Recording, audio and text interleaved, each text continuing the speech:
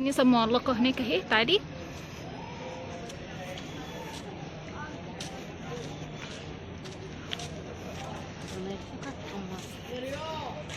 كده دي الكنيسة المعلقة. يلا بقى ايه، ندخل نعمل زيارة ليهم.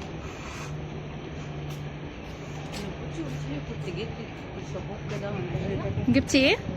جبت شابو وانا جايه. ايه شابو ده؟ عشان هنا دي كده كنيسة، بداية الكنيسة المعلقة.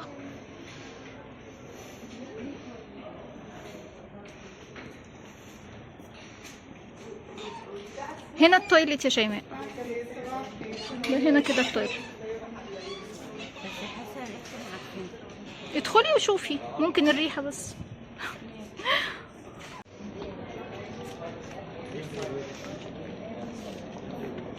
يلا بقى بينا ندخل جوه الكنيسة ونشوف المكان الجميل ده. اكتشفت حاجة غريبة جدا عن اسمها. اتسمت بالمعلقة لانها مبنية فوق حصن روماني قديم، يعني مش على الارض مباشرة.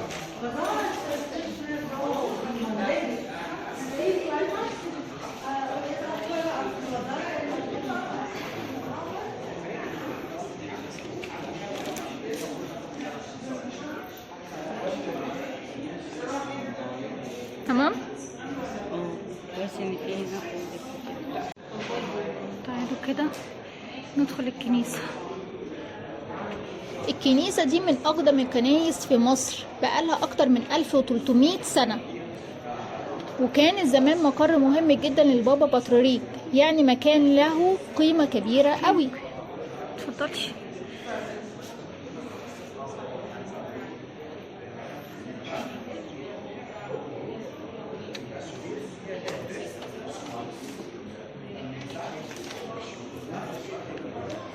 اكتر حاجة شدتني هنا ان المكان فيه هيبة وهدوء غريب قوي. شايفين؟ بصوا كم واحد بيتكلم، ومع ذلك بيشرح لكل واحد سياحي، بيشرح لفوق، ومع ذلك المكان هادي جدا. بصوا هنا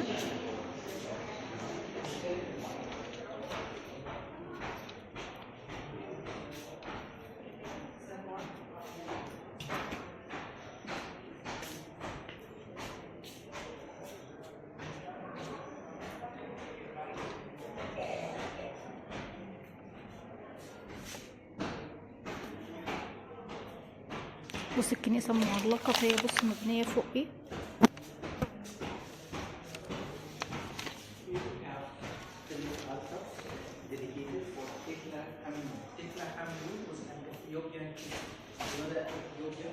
بصوا هنا قدام الكنيسة المعلقة.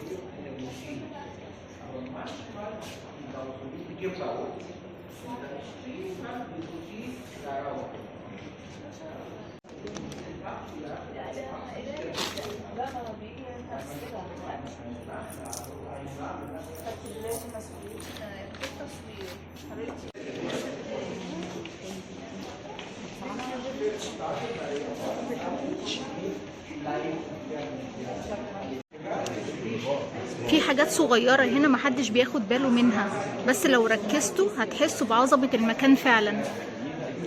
استنوا بس الفيديو اللي جاي، هوريكم أماكن تانية كتير في مجمع الأديان